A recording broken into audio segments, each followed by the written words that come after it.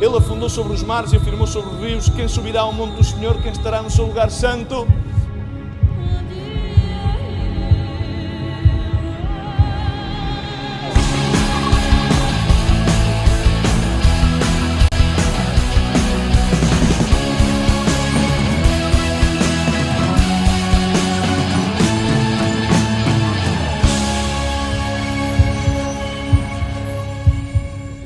Amas os teus servos, amas cada pessoa que aqui está, Senhor. Por isso eu te peço, Senhor, nesta manhã, que tu venhas agora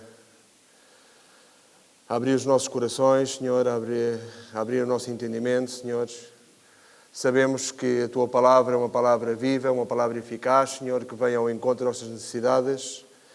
Eu te peço em nome de Jesus, Senhor, que a tua palavra hoje possa quebrantar as nossas vidas, possa confrontar-nos, Senhor, e pôr-nos em evidência. Sabemos que diante de Ti estamos nus, Senhor, não podemos ocultar nada. Por isso eu te peço, Senhor, em nome de Jesus, tu hoje possas tocar em cada coração, em cada vida, Senhor, e que, se é do Teu propósito, a Tua palavra possa produzir e produzir fruto em abundância, Senhor. Obrigado, Senhor, por esta oportunidade que tu me brindas, Senhor. Eu te peço, Senhor, que me abençoes cada irmão que aqui está, em nome de Jesus. Amém. Glória a Deus, amém?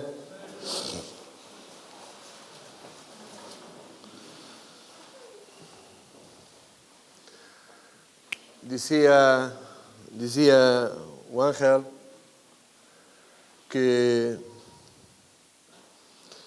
o trato que Deus tem com as nossas vidas, muitas das vezes, é um trato que nos sai fora, isto por outras palavras, sai fora do nosso consciente de inteligência. Não conseguimos entender que muitas das vezes a maneira como Deus mostra o seu amor para com as nossas vidas é tratando de uma forma eficaz, de uma forma cortante. Mas diz a palavra de Deus em Romanos 8:28, sabemos que todas as coisas contribuem para bem, juntamente para aqueles que amam a Deus. Amém? E muitas das vezes essas provações, essas aflições, como dizia o irmão, vêm às nossas vidas e não como castigo de Deus, senão porque Deus realmente quer provar o seu povo. Amém? Sabemos de antemão que Deus quer um povo genuíno, um povo sincero, um povo que realmente não confessa a Deus com os seus próprios lábios e que o seu coração esteja vagueando por outros caminhos, senão que aquilo que realmente confessemos pelos nossos lábios seja a abundância do nosso coração. Amém? Glória a Deus.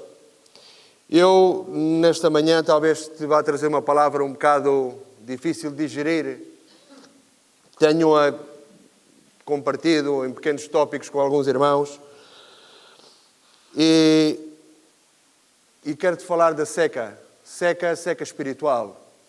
Algo que muitas das vezes vem às nossas vidas e nós não entendemos porquê. Todos nós estamos sujeitos a várias etapas na nossa vida quando somos realmente seguidores ou crentes de Jesus.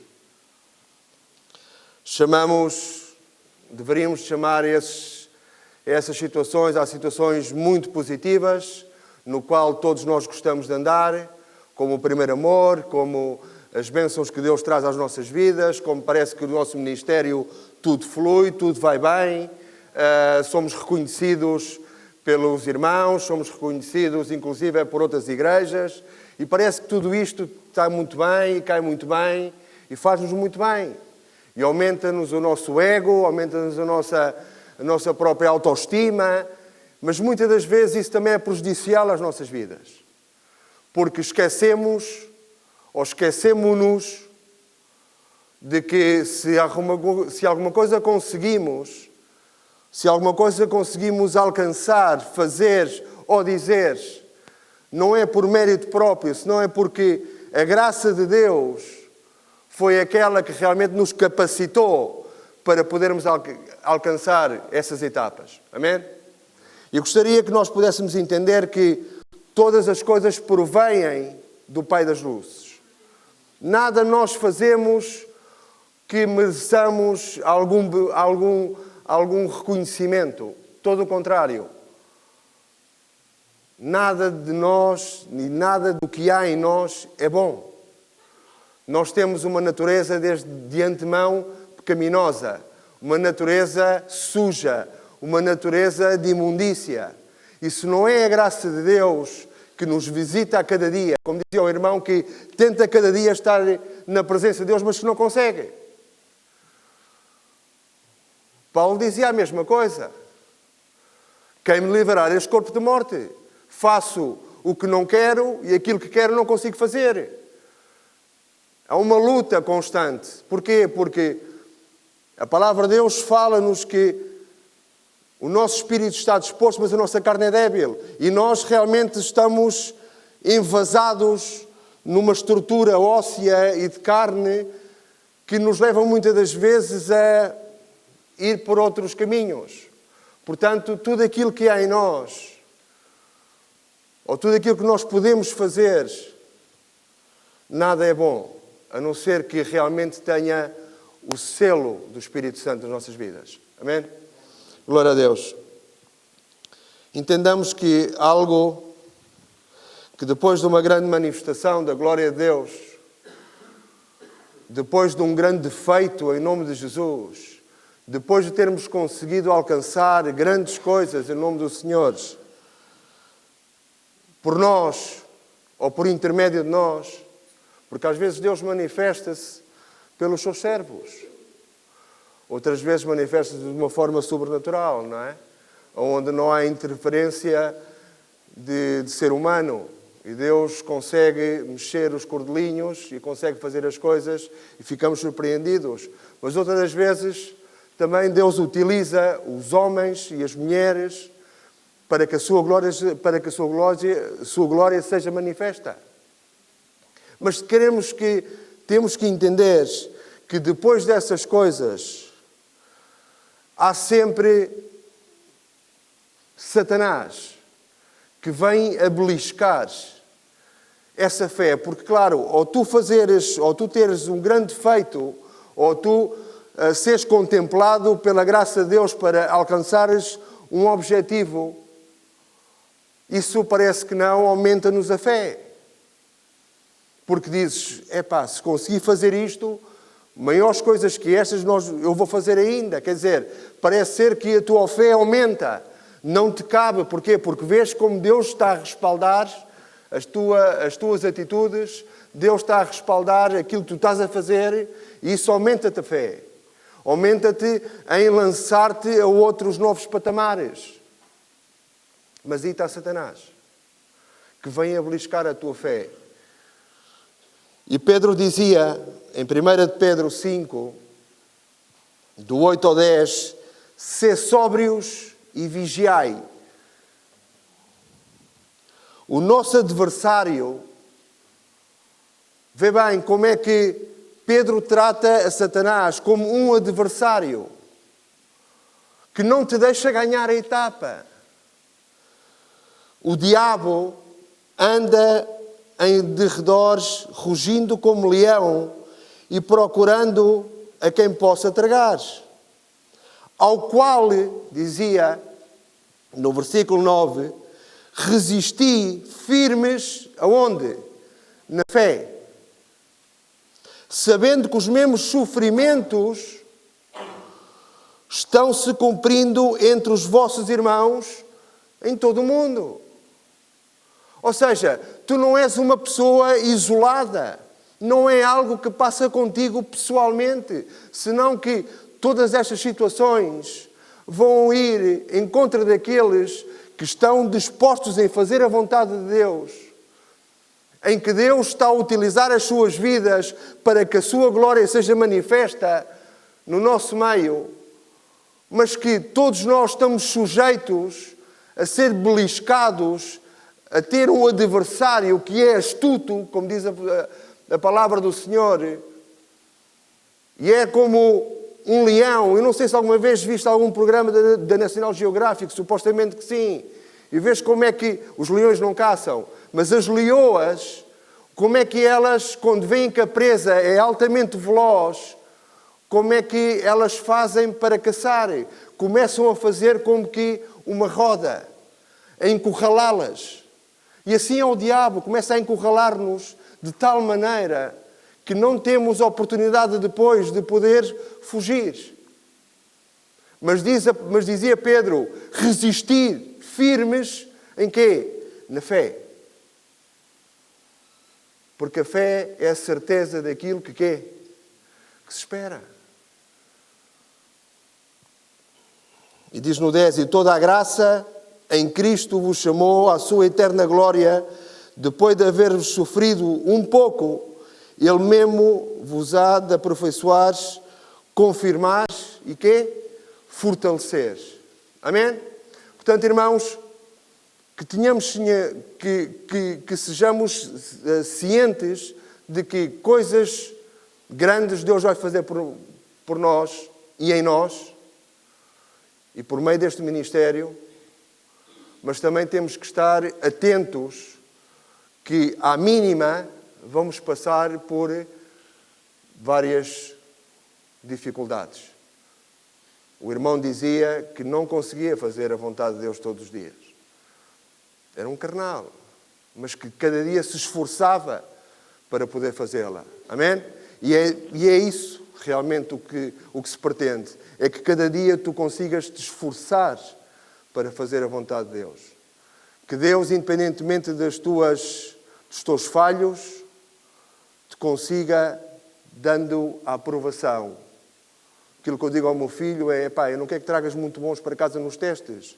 Que sejas pura e simplesmente um suficiente. Que passes à próxima etapa. Amém? Glória a Deus. Sabemos que Satanás quer anular essa bênção. Quer, como dizia, beliscar a nossa fé no Senhor. Por outro lado, o Senhor também permitirá em muitas situações que a nossa vida seja provada.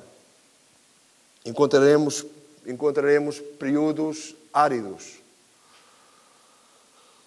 que nos levam, muitas das vezes, a uma situação bastante incómoda. É uma experiência que quase sempre acontece aos servos de Deus. Quanto maior é a bênção, quanto maior é o feito que Deus fez por meio de ti ou através de ti, maior vai ser a seguir a aprovação que vai vir à tua vida. Amém?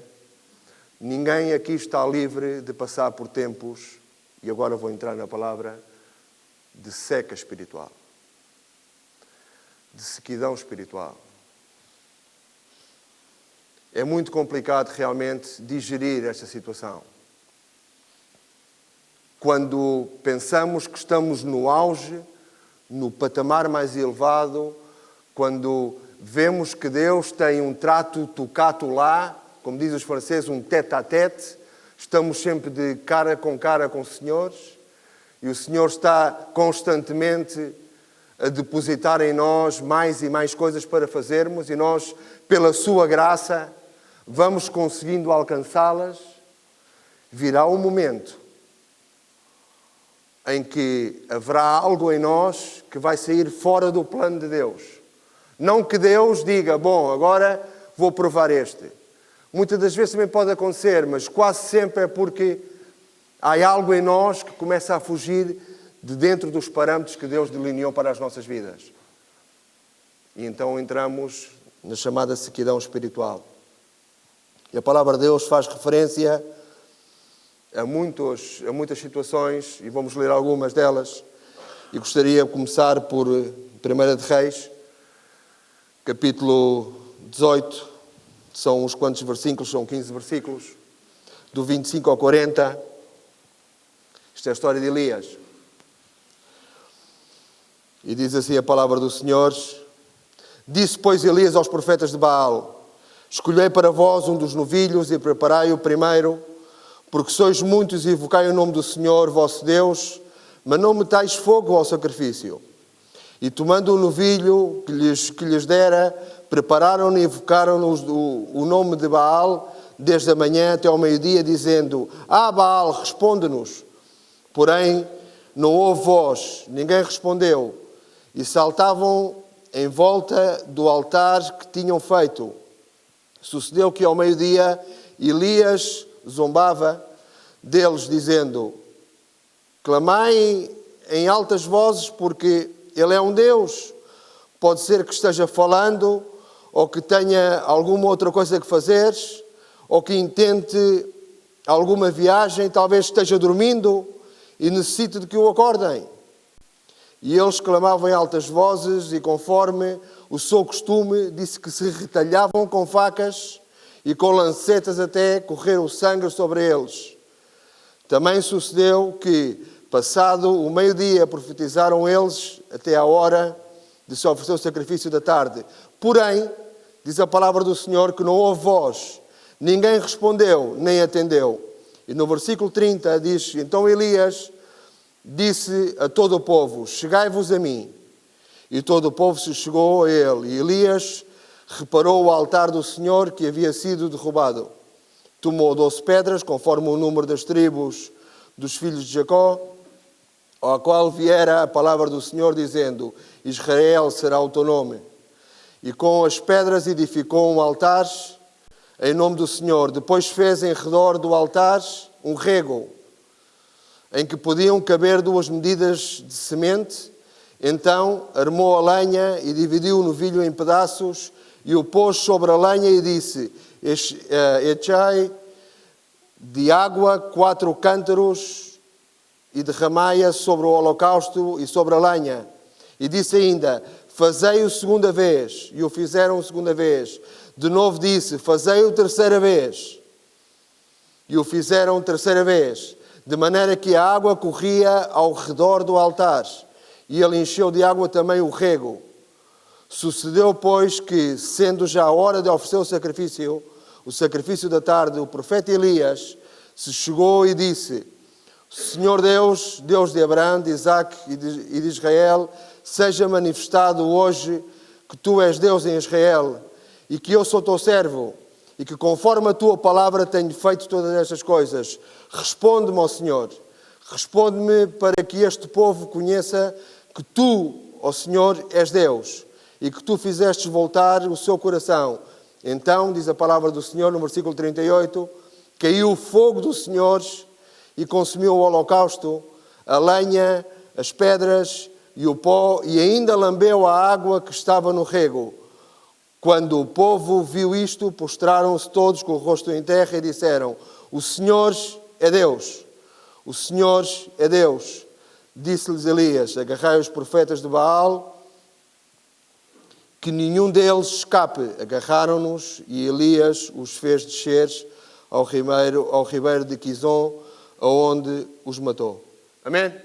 Glória ao Senhor, que o Senhor abençoe a sua palavra. Um feito extraordinário de Elias. Incluso se vê aqui a parte sarcástica de Elias em gozar com aqueles profetas. Será que está a dormir o homem? Será que foi de viagem? Será que está ocupado a atender o telemóvel, alguma chamada? Não sei. Alguma coisa passará. Porque não vos responde, é porque estará metido noutras coisas. Vemos aqui como Elias realmente, Deus manifesta o seu poder por meio de Elias. Porque via um povo que estava com o coração afastado de Deus, um povo que estava a ir em pós de outros deuses, e então o Senhor faz aqui algo milagroso, que é manifestar a sua glória por meio do profeta. Amém? Este arrojado profeta viveu, naquele preciso momento, uma incrível história de fé. Não sei se este homem não ficou também ele assombrado por aquilo que Deus fez naquele preciso momento. Porque diz que a água consumiu tudo, e em cima lambeu as águas que estavam dentro daquela fossa que tinham construído à volta do altar. Foi algo impressionante para ver, para contemplar. E no único momento, no único dia Deus manifestou o seu poder a Elias de maneiras incríveis. No Monte Carmelo, este homem evocou o fogo do céu que consumiu o seu sacrifício juntamente com 12 barris de água. Não me pus a buscar quanto é que levaria cada barril, mas posso imaginar que talvez muita água. 12 barris de água encharcando, empapando o holocausto. Algo sobrenatural. Algo que ninguém poderia entender. Um feito histórico. E diz que Elias depois liquidou os 400 profetas de Baal. Ao contemplar esta cena, o povo diz que caiu prostrado em adoração. E eu faço uma pergunta nesta manhã. É necessário ver coisas extraordinárias para que o povo tenha que se quebrantar diante do Deus Altíssimo? O que é necessário, muitas das vezes, ver mais quando nos contemplamos ao espelho e nos vemos mudados, nos vemos transformados e mesmo assim o nosso coração continua a não acreditar que Deus existe. Elias não fez só simplesmente isso. Elias, havia uma grande seca. E diz que Elias orou por água e diz que choveu.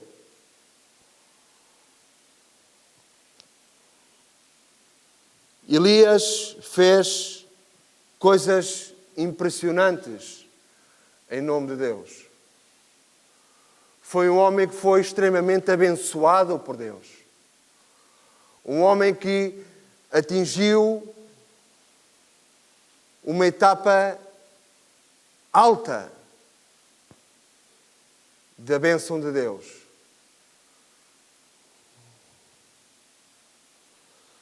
Aquele homem ardia com zelo e fé. Caminhava num elevado plano espiritual. E o que é que se seguiu a seguir? O coração de Elias se enalteceu. A sua soberba ocupou o lugar que correspondia a Deus.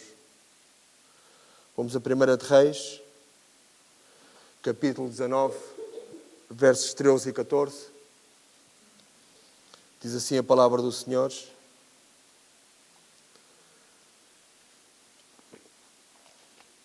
E ao ouvi-la, Elias cobriu o seu rosto com a capa e saindo pôs à entrada da caverna. E eis que lhe veio uma voz que dizia: que fazes aqui, Elias?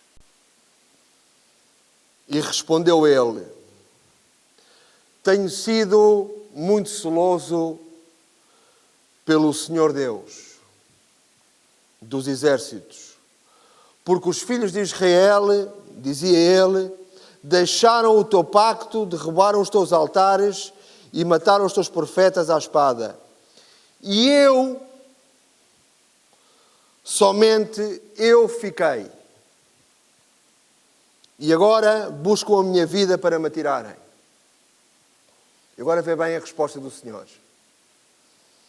Então o Senhor lhe disse: vai e volta pelo mesmo sítio, pelo mesmo caminho para o deserto de Damasco. Quando lá chegares, ungirás a Azael para ser rei sobre a Síria. E a Jeú, filho de Ninsi, ungirás para ser rei sobre Israel.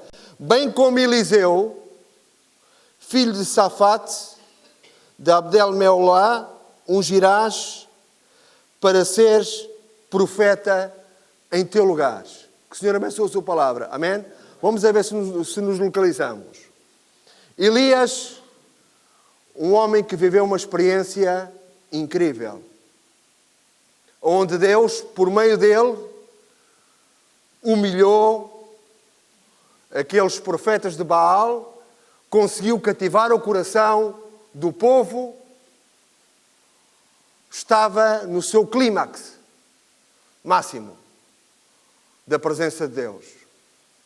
Mas, claro, o rei passa a mensagem à sua esposa e a sua esposa escreve a carta a dizer que, já que fizeste também, tu irás pelo mesmo caminho dos profetas. E diz que aquele homem, ao ouvir aquilo, fugiu. E o Senhor pergunta-lhe: Elias, que fazes aqui? E qual foi a resposta de Elias? A sua justificação. Mas, Senhor, tu sabes o que é que se passa comigo? Estou a ser perseguido. Querem-me matar. Eu que fui o único que fiquei. Eu que fiz esta obra grande. Aquele que nunca deu as costas a ti. Sou o último de todos. O coração de Elias tinha-se enaltecido. E estava a passar por uma sequidão espiritual naquele preciso momento. Depois de ter atingido o máximo. Depois de ter visto a glória de Deus manifesta por meio do seu clamor, da sua oração, da sua súplica a Deus. E foi bem a resposta do Senhor para com ele. Pois agora dás meia volta e vais pelo mesmo caminho. E não somente ficarás tu, senão que vais ungir a um rei, a outro rei, e inclusive tu que pensavas que eras o último da geração, o último da linhagem, vais nomear um sucessor.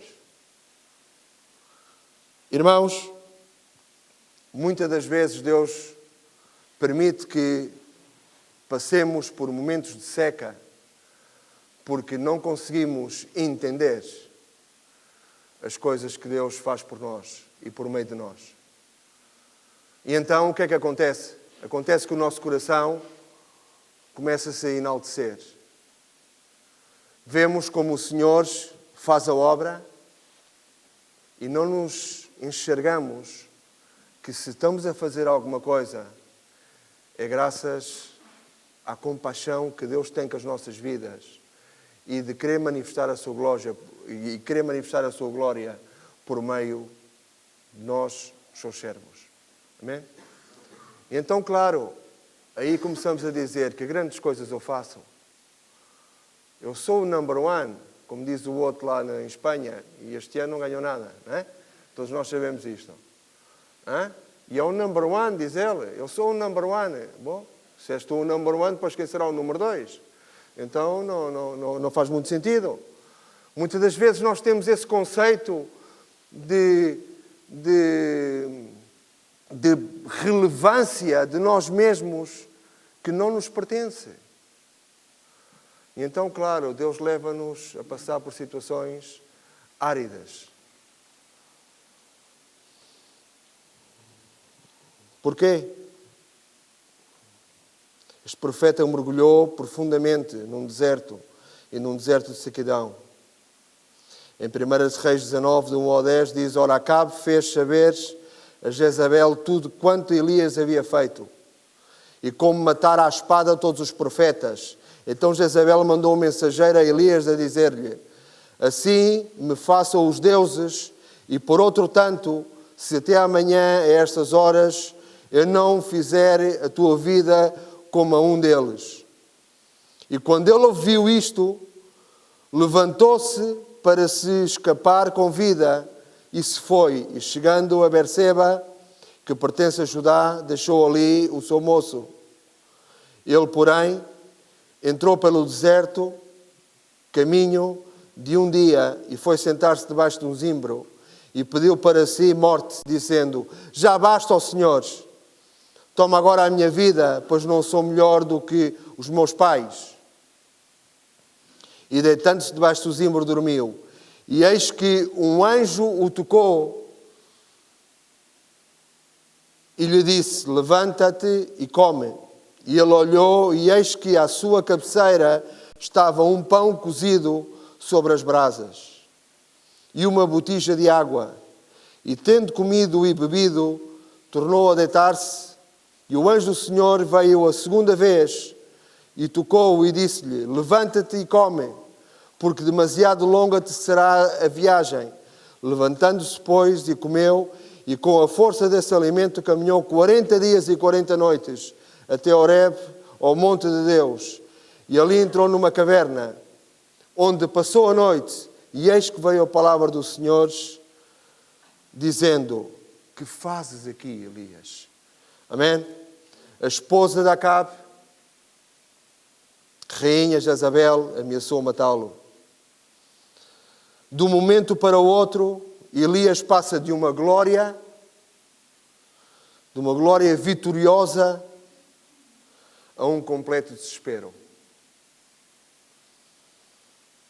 Uma aridez extrema veio, o seu espírito se enfraqueceu, tanto que ao ponto de clamar morte a Deus. E isto faz-me muita confusão.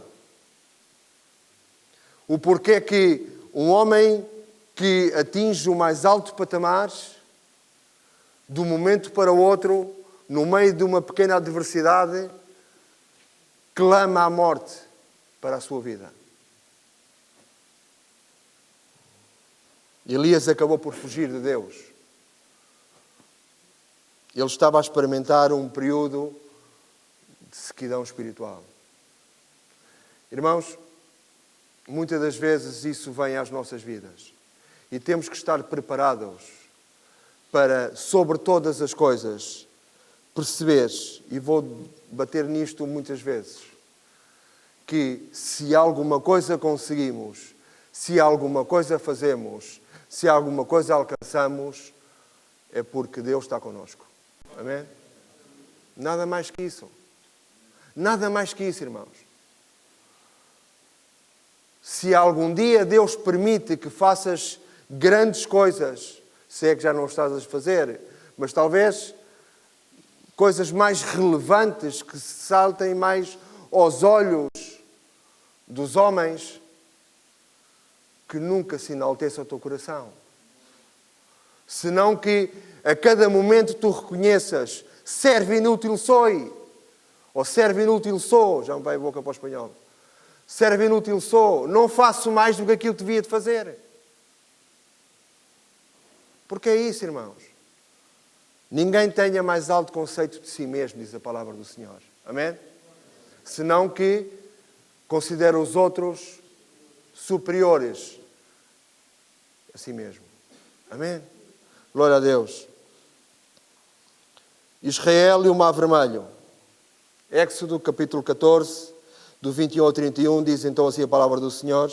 Então Moisés estendeu a mão sobre o mar, e o Senhor fez retirar o mar por um forte vento oriental toda aquela noite, e fez do mar terra seca, e as águas foram divididas, e os filhos de Israel entraram por meio do mar, em seco, e as águas foram-lhes qual por muro à direita e qual à sua esquerda, e os egípcios os perseguiram, e entraram atrás deles, até ao meio do mar, com todos os cavalos de Faraó, os seus carros e os seus cavaleiros.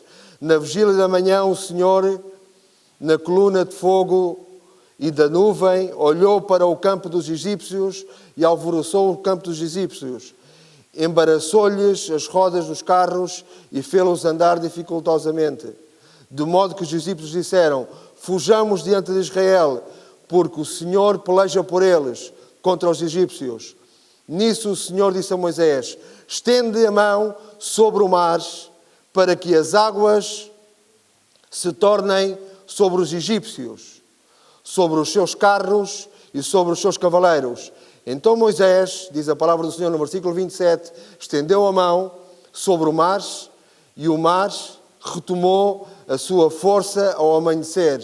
E diz que os egípcios fugiram de encontro a ele. Assim o Senhor derribou os egípcios no meio do mar. As águas, tornando, cobriram os carros e os cavaleiros, todo o exército de Faraó, que atrás deles havia entrado no mar. Não ficou nem sequer um deles, mas os filhos de Israel, diz que caminharam a pé, enxuto, pelo meio do mar. As águas foram-lhes qual muro à direita e à esquerda. Assim o Senhor, naquele dia, salvou Israel da mão dos egípcios, e Israel viu os egípcios mortos na praia do mar. e viu Israel a grande obra que o Senhor operava contra os egípcios, pelo que o povo temeu ao Senhor e creu no Senhor e em Moisés, seu servo. Que o Senhor abençoe a sua palavra. Amém? Eis uma das maiores manifestações de Deus em toda a história da humanidade. Isto é um feito que se fala diariamente por várias partes do globo. A abertura das águas, o passar um povo perseguido por terra seca e nesse mesmo espaço aí são engolidos literalmente os perseguidores do povo de Deus. É um feito que realmente é para contemplá-lo. É um acontecimento único. Não há outro registado desta envergadura. É algo incrível. É algo incrível. Tentemos imaginar muralhas enormes de água de um lado e de outro. Em questão de minutos, Moisés divide aquelas águas. Se criam grandes muralhas. Terra seca, diz a palavra do Senhor. Por ali passa o povo. Imagino o pânico daquele povo. Depois de ser resgatado, olhavam para trás e viam uma nuvem dos cavalos e daquela gente toda a correr atrás deles. Qual seria o sentimento daquele povo naquele então? Estariam a passar por um momento de grande aflição, de grande dificuldade, de grande confusão, inclusive, e de murmuração também, porque rapidamente começaram a murmurar. Claro, tiraste-nos de lá e agora, olha, lá vêm eles, vai-se acabar aqui a história. E diz que a oração do servo fez mais uma vez um grande milagre. Abriu-se as águas e passaram em seco. E olharam para trás e eles continuavam também a entrar pelo mar adentro. E então o Senhor disse-lhe: volta outra vez a estender a tua vara, a tua mão e toca nas águas. E vais ver a minha glória manifesta. E mais uma vez, a glória de Deus foi manifesta de uma forma incrível. Mas é curioso. Deus havia milagrosamente libertado o seu povo, e lhes havia dado uma vitória, e diz que o povo se alegrava, dançava, com alegria, entonavam louvores. E o que é que seguiu a esta fase? 3 dias depois daquela vitória, estavam completamente desencorajados. Uma vez mais, não conseguiram entender o plano de Deus para as suas vidas. Como dizia o irmão, há momentos nos quais Deus está a levar-nos a situações extremas, mas que não para nos desencorajar, senão todo o contrário, para que cada vez mais nos agarremos à roca, à rocha forte, que é Jesus Cristo. Amém? E podermos realmente edificar as nossas vidas no Senhor, para que o Senhor continue a fazer grandes obras através de nós. Mas pensamos que as coisas de Deus acontecem e acabam naquele momento. Diz que tiveram sede no deserto e o poço de Mara, por onde Deus os tinha guiado, diz que era amargo. A água era amarga e rapidamente cuspiram a água das suas bocas. Naquele preciso momento a sua fé foi completamente abalada. Alguns, inclusive, voltaram-se incrédulos. Eu não acredito já em nada disto. Ai, amigo, se eu te contar. as vezes que Deus nos leva a beber água e água amarga para realmente veres aonde está o nosso coração. E em Êxodo 15, do 22 ao 25, diz assim a palavra do Senhor: depois Moisés fez partir a Israel do Mar Vermelho e saíram para o deserto do Sur. Caminharam 3 dias no deserto e não acharam água, diz a palavra do Senhor.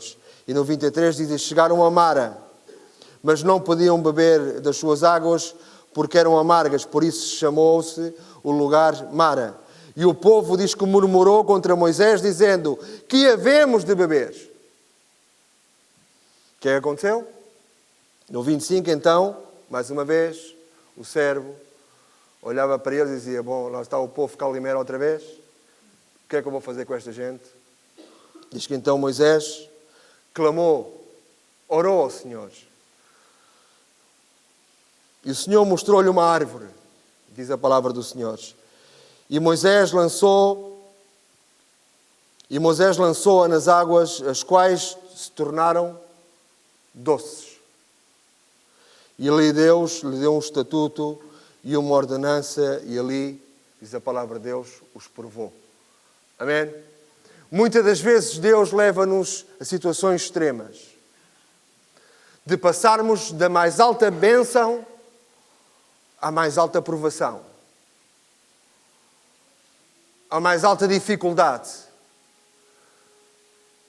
à situação mais estranha, ou talvez esquisita, que possa vir às nossas vidas. E tu dizes: mas porquê a mim? Porquê que isso me passa a mim? A palavra de Deus aqui diz: porque Deus ali os provou. Amém? Deus vai provar as nossas vidas constantemente. Independentemente do teu estatuto, do teu feito,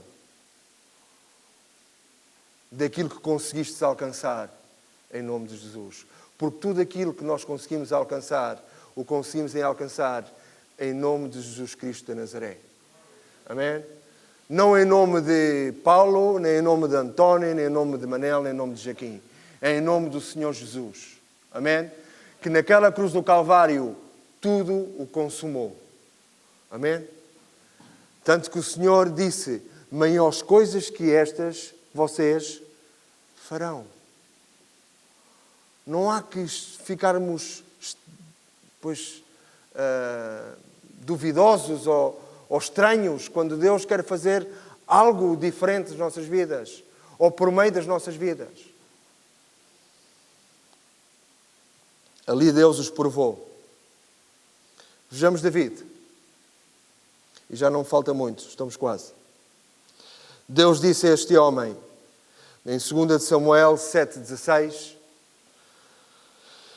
diz assim a palavra do Senhor: a tua casa, porém, e o teu reino serão firmados para sempre diante de ti. O teu trono será estabelecido para sempre.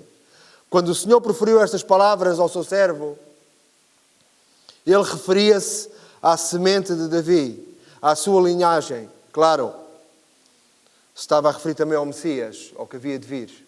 Amém? Nenhum homem poderia ter sido mais abençoado do que David, com essa promessa. Após esta incrível revelação, David viveu N experiências. E cada uma mais gloriosa que outra. Com o Senhor. As Escrituras repetidamente dizem que, e citam estas situações. E ao que sucedeu David, mas não sei quê. E ao que sucedeu David, mas não sei quanto. Era vitória atrás vitória, conquista atrás conquista. David realmente foi um homem super ungido por Deus. David venceu inimigo atrás de inimigo, restabeleceu as fronteiras de Israel, fortaleceu o seu reino. Ele desfrutava das bênçãos em todos os lados e ao adorar o Senhor no templo ele indagava desta maneira. É incrível. Em 1 de Crónicas 29:14 diz assim a palavra do Senhor: mas quem sou eu, senhores? Quem sou eu e quem é o meu povo para que pudéssemos fazer ofertas tão voluntariamente? Porque tudo vem de ti. E do que é teu, tu damos. Amém? David entendia perfeitamente que não era digno de tudo aquilo que estava a acontecer por meio dele. Nas suas orações ele indagava assim com Deus: mas quem sou eu, Deus? O que é que tu encontraste em mim de positivo? E esta é a atitude correta que nós temos que ter diante de Deus. Não que a nossa soberba ultrapasse a glória de Deus. É que muitas das vezes parece que somos nós que fazemos as coisas e o Senhor a seguir é que é o beneficiário. E é ao contrário. Se nós fazemos alguma coisa, é porque Deus já o tem definido dessa maneira e realmente nos quer utilizar para que os incrédulos deste mundo possam entender que existe Deus e que Deus é real. Amém? Nada mais que isso.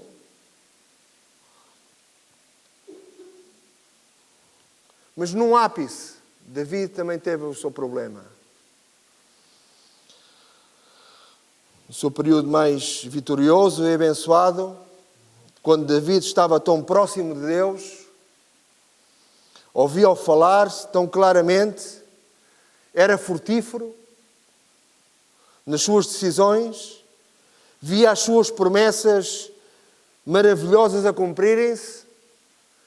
Quer dizer que David parece que onde quer que tocava, cada palavra que dizia, era um abençoado. E era verdade, era abençoado por Deus. Estava no auge. Mas caiu na horrível tentação. 2 Samuel capítulo 11, do 1 ao 5, diz assim a palavra do Senhor: tendo decorrido um ano, no tempo em que os reis saem à guerra, David enviou Joabe, e com ele os seus servos, e todo o Israel. E eles destruíram os amonitas e sitiaram a Rabá. Porém, David ficou em Jerusalém. Ora, aconteceu que, numa tarde, David se levantou do seu leito e se pôs a passear no terraço da casa real. E do terraço viu uma mulher que se estava lavando. E era esta mulher muito formosa à vista. Tendo David enviado a indagar a respeito daquela mulher, disseram-lhe: porventura não é Batseba, filha de Eliá, mulher de Urias, o heteu? Então David mandou os mensageiros para trazê-la, e ela veio a ele e se deitou com ela, pois já estava purificada da sua imundícia. Depois ela voltou para a sua casa. A mulher concebeu e mandou dizer a David: estou grávida. O que seguiu a um período de grande glória, David começou a entrar num período de seca, sequidão espiritual. David não conseguia acreditar naquilo que lhe tinha passado. Lemos a confissão sobre a aridez espiritual que veio sobre ele após a sua queda. Em Salmos 31:10 diz assim David: porque a minha vida está gasta de tristeza e os meus anos de suspiros, a minha força descai por causa da minha iniquidade.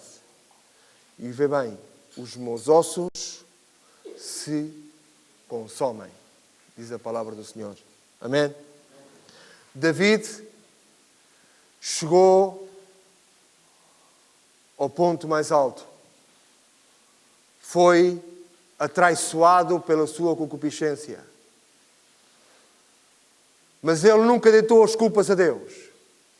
Nunca rogou a Deus sobre o seu povo, ou sobre isto, ou sobre aquilo. Ele indagou diante de Deus que realmente era ele o único culpado. A minha força descai à causa da minha iniquidade, dizia David. David tinha reconhecido que se estava a passar por um período de sequidão espiritual, era porque a sua carne o tinha levado mais para lá do que aquilo que deveria ter levado.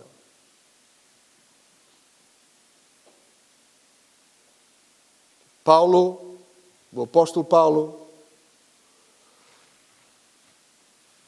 diz que foi levado ao que se chama o terceiro céu, o espaço onde ele testemunhou glórias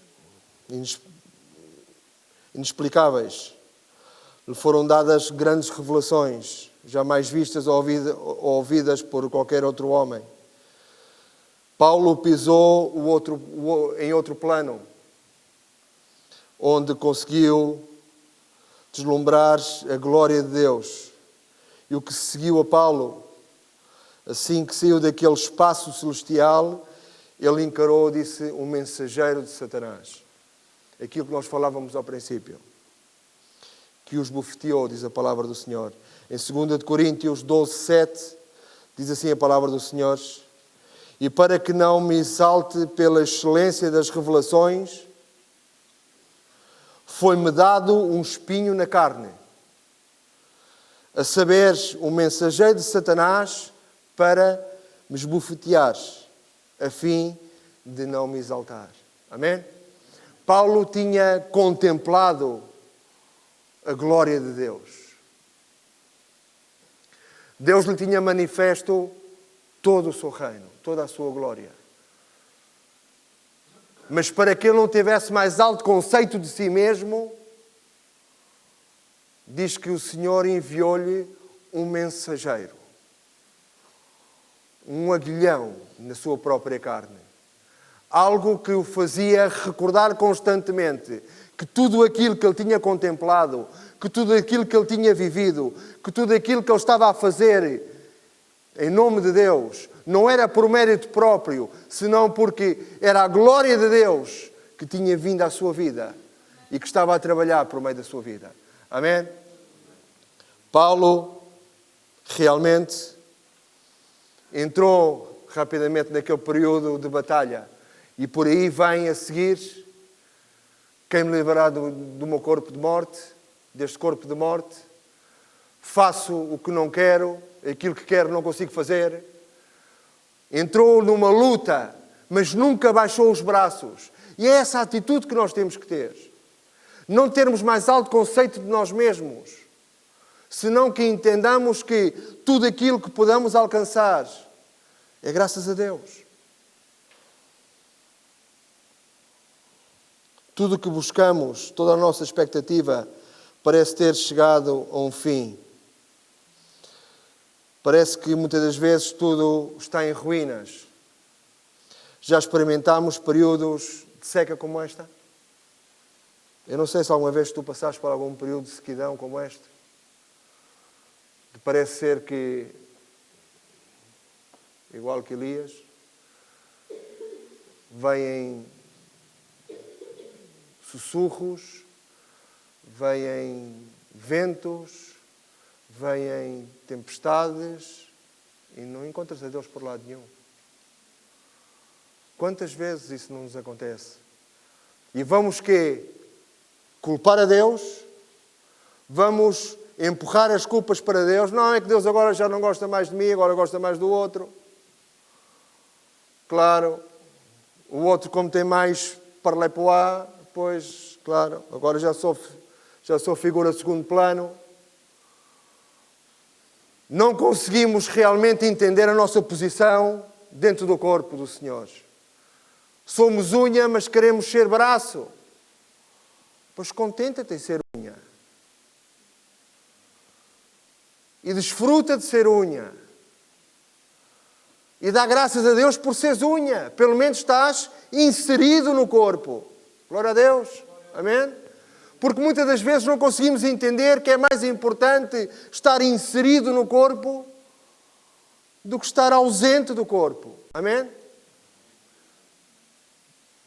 O salmista dizia, mais vale um dia nos teus átrios que 1000 anos fora dele. Mais vale, por outras palavras, ser participante deste corpo, independentemente do local onde tu me ponhas, do que não participar neste corpo, do que estar ausente do corpo. Passei-me pelo corpo, mas estou ausente do corpo. Sou um ser estranho ao corpo, como a pulga. Não é? Já estou-se a lembrar já daquela da pulga, não é? Glória a Deus, amém? Pedro fala disso especificamente, aconselhando-nos a não pensar que algo estranho esteja a acontecer connosco. Em 1 Pedro 4, 12 e 13 diz assim a palavra de Deus: amados, não estranhais a ardente prova que vem sobre vós para vos tentar, como se coisa estranha vos acontecesse. Mas, diz a palavra do Senhor no versículo 13, alegrai-vos no fato de serdes participantes das aflições de Cristo, para que também na revelação da sua glória vos regozijeis e vos alegrareis. Amém? Ou seja, não fiques estranho, nem fiques perplexo se alguma prova vem à tua vida.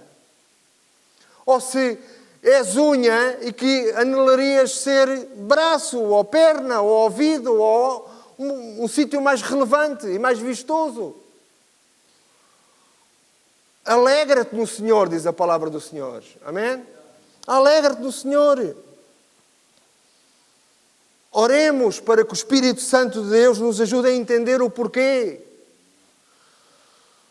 que Deus permite estes períodos de abatimento, de situações complicadas de sequidão nas nossas vidas. Deus permite que atravessemos períodos de sequidão porque Ele está à procura de algo novo das nossas vidas. Deus insiste que é necessário termos terra seca.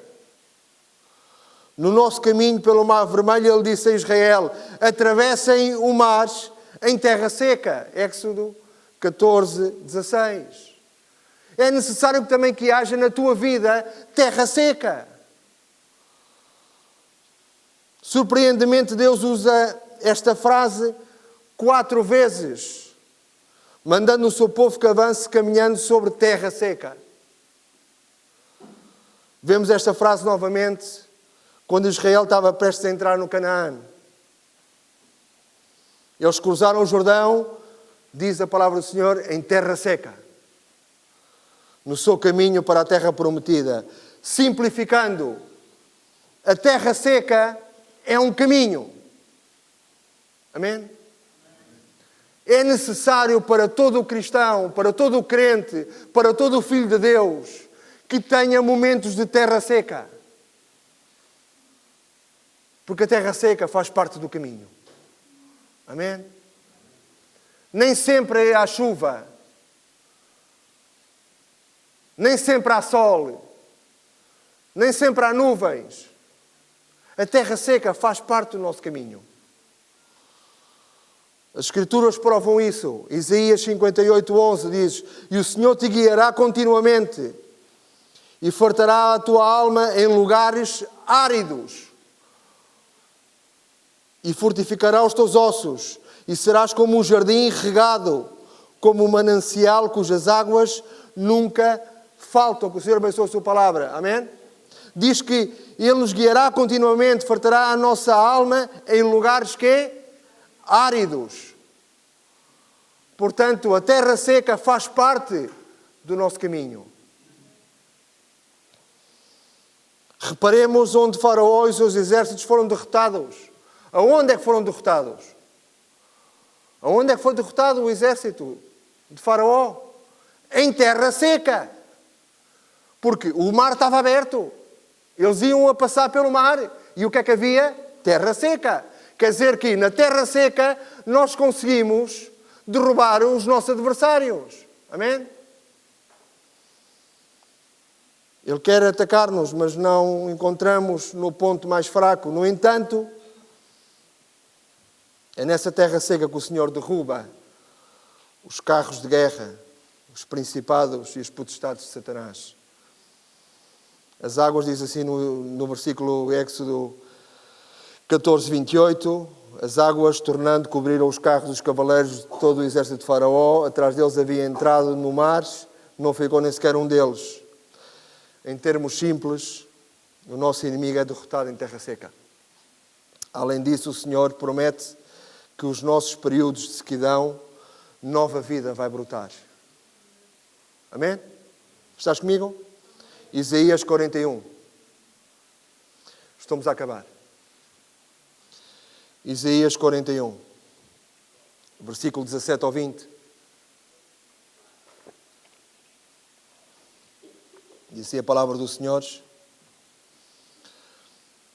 os aflitos e necessitados buscam águas, e não há, e a sua língua se seca de sede. No entanto, eu, o Senhor, os ouvirei. O Deus de Israel, não os desampararei. E agora ouve bem. Abrirei rios em lugares altos, fontes no meio dos vales. Repara, tornarei o deserto em quê? Em lagos de águas. E a terra seca em mananciais de água. Plantarei no deserto o cedro, a acácia e a murta.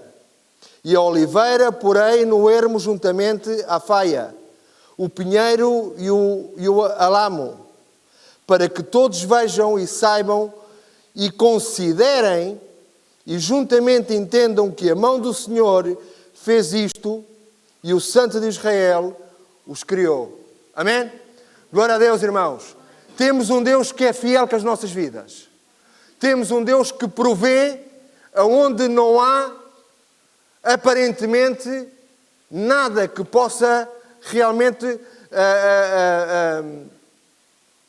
dar-nos mostras de que ali vai acontecer alguma coisa. Mas diz a palavra do Senhor em Isaías que no deserto, nos lugares áridos, nos lugares secos, aonde a tua mente carnal não consegue deslumbrar a glória de Deus, ali Deus fará correr rios, plantará árvores, haverá vida e vida em abundância. Amém? Estamos secos? Deus diz-nos, breve veremos a colheita. O que antes era terra seca, a vida irá florescer aos nossos pés, irmãos. E vos deixo com o Salmo 23, versículo 2 ao 4. Diz assim a palavra do Senhor: deitar-me faz em verdes pastos, guia-me mansamente a águas tranquilas, refrigera a minha alma, guia-me pelas veredas da justiça, pelo amor do seu nome. Ainda que eu ande pelo vale da sombra da morte, o que é que diz? Não temeria mal algum. Porquê? Porque tu estás comigo. A tua vara e o teu cajado me consola. Que o Senhor abençoe a sua palavra. Amém? Irmãos, resumindo, é necessário que haja terra seca no nosso caminho. Agora, atenção, o porquê de muitas vezes nós estarmos a passar por momentos áridos. Não enalteças o teu coração. Não te deixes que a soberba se apodere da tua vida. Não tenhas mais alto conceito de ti mesmo. simplesmente reconhece que se tudo aquilo que alcançastes ou que viveste até hoje é pela graça divina de Deus. Amém? E não há outra explicação. Nenhum dos que estamos aqui merecia estar aqui. Ontem compartilhei isto com as irmãs lá em Setúbal e falava-lhes também em desertos. É necessário que muitas das vezes Deus nos leve ao deserto para que nós entendamos a nossa realidade. Mas, atenção, o porquê de levar-nos ao deserto. Que se é uma prova, glória a Deus. Agora, que saibamos que Ele é a rocha forte, o nosso ajudador, aquele que nunca nos desamparará e que a sua mão sempre estará ao nosso alcance para nos ajudar. Amém? Vamos orar ao Senhor. Glória a Deus. Santo, glória ao teu nome, Senhor, e dar-te graças, Senhores, uma vez mais, porque tu és fiel, Senhor, tu és fiel às nossas vidas, tu és fiel, Senhor, ao propósito pelo qual nos chamastes a este ministério, Senhor. Abençoa as nossas vidas, Senhor, nesta tarde, Senhor. Abençoa, Pai Deus, o nosso coração. Faz-nos entender a Tua Palavra, Senhor. Traz revelação da Tua Palavra às nossas vidas. Ó Senhor, ajuda-nos quando passamos por momentos de dificuldade, por momentos áridos, Senhor, que nunca tenhamos mais alto conceito de nós mesmos, Senhor, senão que saibamos que todas as coisas que nos vêm é graças a Ti e é por meio de Ti, Senhor. Queremos, Pai Deus, que Tu confirmes e afirmes a Tua Palavra nas nossas vidas. Abençoa os meus irmãos, abençoa as minhas irmãs, guarda-nos, Senhor, e continua a fazer o Teu propósito, que é um propósito de bem e não de mal das nossas vidas, Senhor. Tudo isto pedimos em nome de Jesus. Amém.